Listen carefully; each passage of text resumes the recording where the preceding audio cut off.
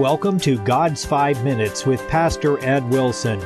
Reach him at gods5minutes@gmail.com.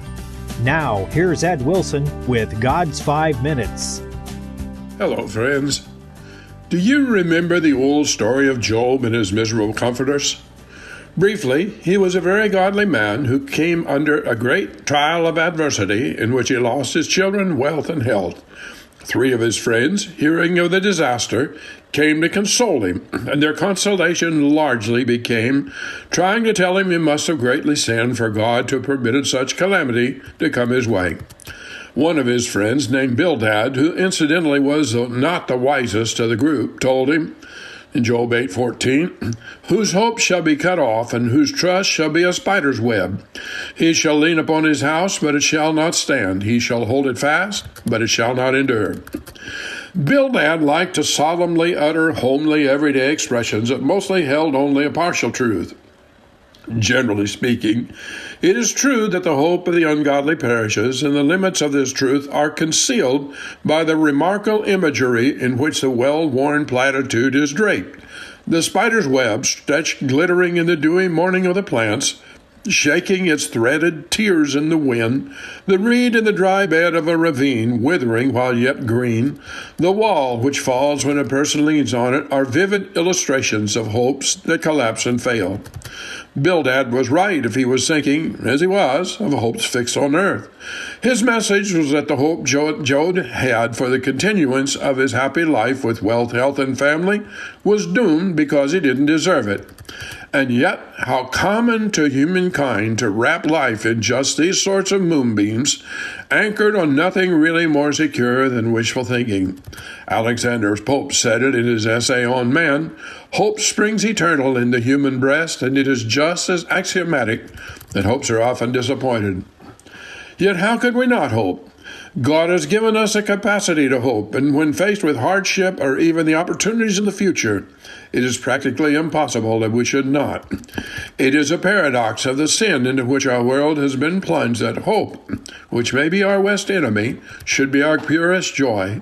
Contrast Bildad's view of Job's situation with that Paul recorded in Romans 5:5. "Hope maketh not ashamed, because the love of God is shed abroad in our hearts." Paul believed he knew of hope which never disappoints, and he was right, for he was thinking of hope set on God. Let us then simply consider these great 2 sorts of hope, the earthly and the heavenly, in their working in the 3 great realms of life, death, and eternity. Thinking first of life, the capacity to hope is inseparable from man's consciousness of immortality, an indefinitely expandable nature which ever makes him discontented with the present. It has great purposes to perform in strengthening him for work, in helping him over sorrows, in making him buoyant and elastic, in painting for him the walls of the dungeon, and hiding for him the weight of the feathers. But for what did he receive this great gift? Mainly that he might pass beyond the temporal and hold converse with the skies. Its true sphere is the unseen future, which is at God's right hand. Earthly hope is so uncertain, its larger part is often fear. So often those who gain their earthly hope find it less than expected. The salesman's pictures make the new home more lovely and carefree than it turns out to be. Moreover, any and all earthly hopes have a lifespan that is short at the best. Each is ended with the finality of death. What can hopes of wealth help anyone at that hour? Heavenly hope is fixed and sure. It is as certain as history. That last hour ends for us all alike our earthly joys and relations. The slow years slip away, and each bears with it hopes that have been outlived, whether fulfilled or not. One by one, the lights that we have kindled flicker out, and death quenches the last of them.